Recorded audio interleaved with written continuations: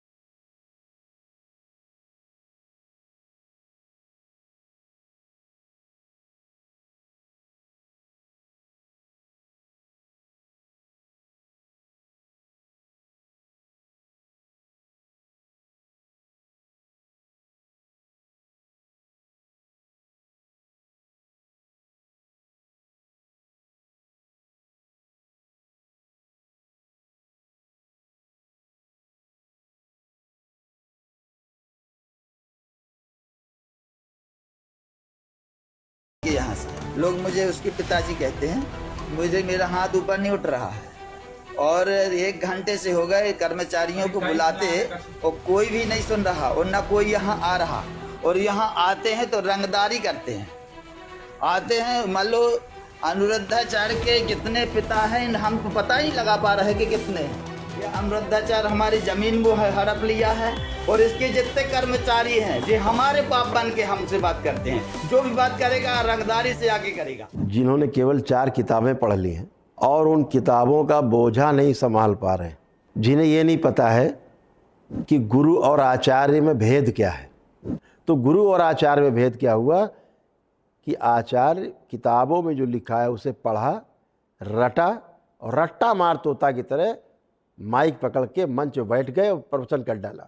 ये है पराय वचन, ये प्रवचन नहीं है। प्रवचन का अर्थ मैंने आपको बता ही दिया। प्रमाणित वचन जो बोले, यानी मुझे जो जीवन में अनुभव हुआ है स्वयं को, वह अनुभव मेरे पास प्रमाण के रूप में है, वह प्रमाणित वचन मैं बोलता हूँ, वो प्रवचन है। तो शिक्षक किताब पढ़ करके बोल रहे हैं, सूचना आई उनके पास, सूचना आगे डिलीवर कर दी। ये काम है किसका? आचार्य का। गुरु का क्या कार्य है? गुरु का कार्य है जो आपने अपने जीवन में थ्योरी में शिक्षा पाई है, सूचना में, उसका आपको वो अनुभव करा दे। अगर आपको अनुभव कराने में वो सक्षम है तो वो पूर्ण गुरु है। अगर आपको अनुभव कराने में सक्षम नहीं है तो कोई गुरु नहीं है। फिर वो क्या हुआ? आचार्य। लेकिन भ्रमवश ये आचार्य अपने आप को गुरु समझ बैठे हैं। व्यवस्था का पहले सूचना आपके पास हो, फिर व्यवस्था का अनुभव आपके पास हो, फिर अनुभव हुआ है तो आपके आचरण में आएगा, आचरण में आएगा तो वही आपके अनुभव का प्रमाण होगा। है नहीं तो जब नहीं है तो इनसे क्या बात करोगे? इन्हें तो ABCD नहीं पता तंत्र की। दरबार सेकंडों में तंत्र का अनुभव कराता है।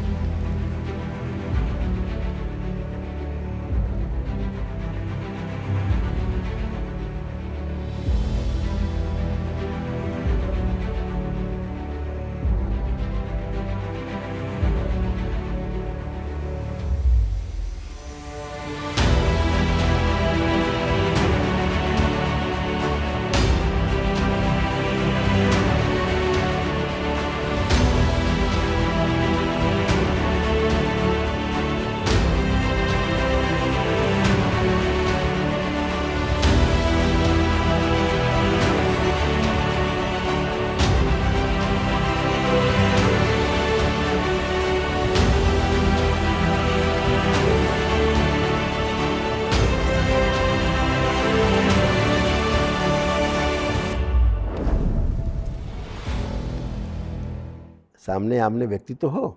दरबार दिन भर करता है, वीडियो कॉल पे करता है, दिन भर लाइव करता है, लोगों से बात करता है।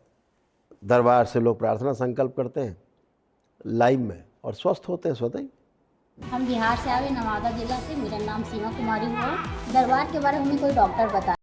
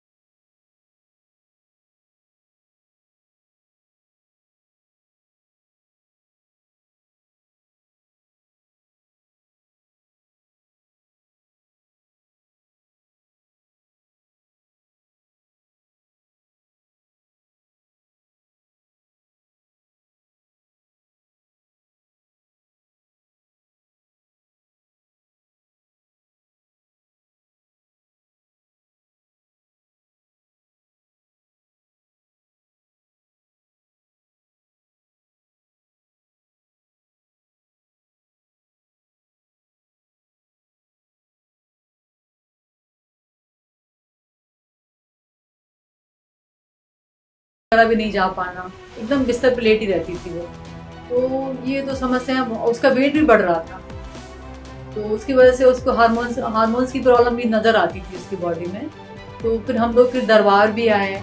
दरबार आके हमने यहाँ पर जो अर्जी लगाई, बंधन बांधा, माँ बाबा से प्रार्थना की, तो उसी से मतलब हमारा बहुत रिलीफ हमारी फैमिली में आने लगा।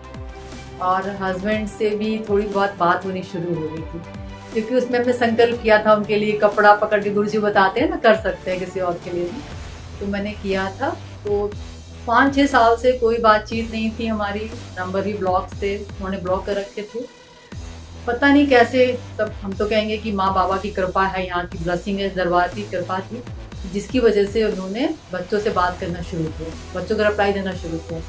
तो ऐसे करते करते हमारी बातें आते होने लगी। फिर हमारी जो मिसअंडरस्टैंडिंग थी बहुत सारी, वो क्लियर हुई। फिर माँ बाबा से यही कहते, माँ बाबा जब ये आ जाएंगे तभी हम दरबार की प्रक्रिया पूरी करेंगे, वनडे करेंगे हम। तो वो दिन भी आया हमारी लाइफ में, वो दिन भी आया, ये आया लौट के, और इन्होंने भी दरबार को समझा और हमारे साथ आए और हम लोगों ने मिलके प्रक्रिया पूरी की। इससे पहले भी किसी गुरु परंपरा जुड़ी थी, इतना साल लगाए, इतना कुछ भी नहीं, कोई बेनिफिट्स नहीं, प्रॉब्लम्स में कोई सुधार नहीं हो रहा था। बस यही बोलते थे कि अभी कर्म कट रहे हैं, कर्म कितने कर्म कटेंगे, कब दिन सुधरेंगे, दिन अच्छे कब आएंगे। लेकिन यहाँ पे आके कहते ना कि कर्म वो करते हैं और माँ बाबा आपकी समस्याओं को हर लेते हैं, आपको नया जीवन देते हैं। तो यहाँ एक तरीके से सबको नया जीवन मिलता है।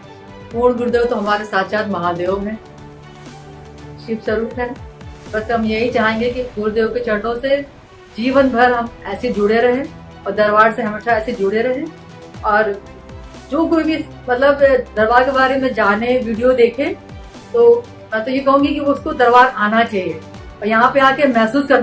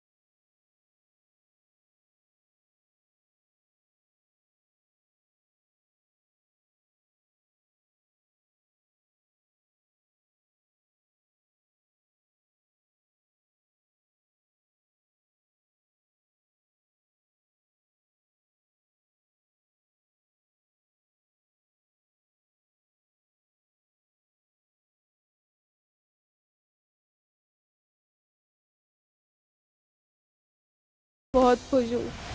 तो ये तो पहली बात हो गई।